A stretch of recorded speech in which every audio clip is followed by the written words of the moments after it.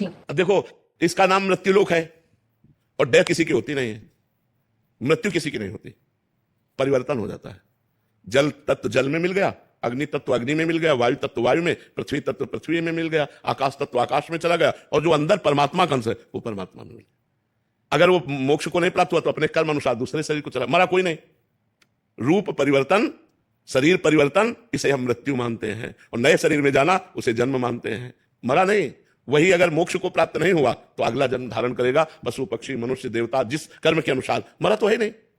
मरा कौन? मेरा माना हुआ संबंध, ये मेरे पिताजी थे, ये मां थी, ये मेरा पुत्र था, ये मेरी पुत्री थी, और जहां उसका परिवर्तन हुआ कर्म के अनुसार तो हम मान लेते हैं वो मर गया। कुछ नहीं मरा, कुछ भी, किंचन मात्र भी कुछ नहीं मरा, पर रूप परिवर्तन हुआ, बिखर गया, आगे जाके समिट गया।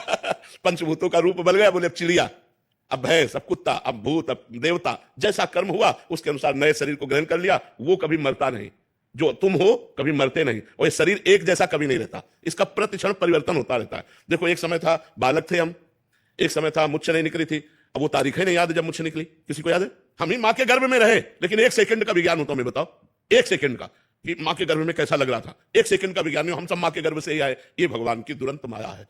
जब तक हम भजन नहीं करेंगे तब तक ये हमारे ज्ञान को ढक लेती है। ऐसा लगता है कहां भगवान, भगवान होता है तो ऐसा वो है, लेकिन कर्म के अनुसार आपको भोग भोगना पड़ेगा।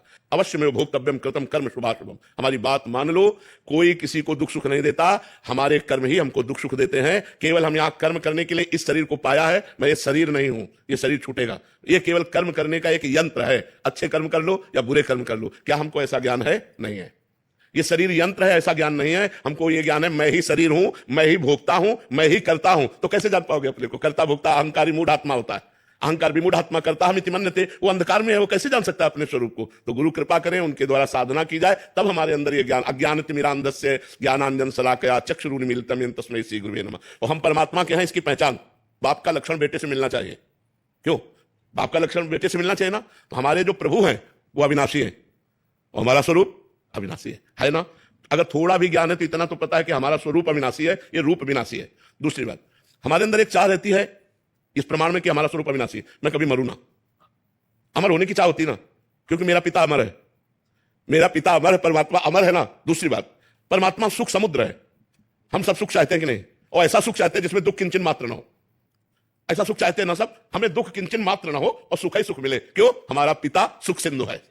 तीसरी बात, प्रेम। परमात्मा प्रेम रूप है।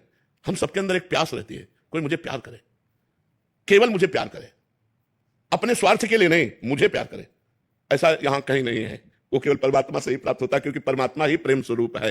कई ऐसे लक्षण हैं, जैसे हम नंबर 1 होना चाहते हैं जिस डिपार्टमेंट में, क्योंकि हम नंबर 1 के हैं। उसका नंबर कोई भी महात्मा उठाएगा तो ऐसे कहेगा ना, परमात्मा वो नंबर 1 है ना, वो नंबर 1 है। तो हम है ना उसके बच्चे। हम अविनाशी, मरना नहीं चाहते, हम सुख सिंधु, हम सुख चाहते हैं, हम अमर होना चाहते हैं, हम नंबर 1 बनना चाहते हैं। ये सब हमारे पिता के लक्षण हैं। बाप के लक्षण बेटे में आते ना, हमारे पिता परमात्मा है, उनके हम बच्चे हैं, उनके वंश हैं, इसलिए हमारी ये चाहते हैं। अपने अंदर ढूंढ के देखो तो आपको लगेगा हम सबसे अलग है, इन चेहरों से सबसे अलग है। और जब अंदर वाली पहचान हो जाएगी तो लगेगा हम ही सबके अंदर है, दूसरा कोई नहीं। एक कनेक्शन, एक, इसकी बिजली का हम अलग है, इसकी बिजली का हम अलग है, तो प्रमाण भी दे सकती है कि तू केवल हवा देती, मैं लगते। पर सही पूछो, अगर बिजली का राज जानते हो तो एक ही बिजली है। ऐसे हम सब में एक ही बिजली है, कोई छोटा बड़ा नहीं, कोई ऊंच नीच नहीं, कोई दूर नजदीक नहीं, वो हम सब एक बिजली से चल रहे हैं, एक हैं।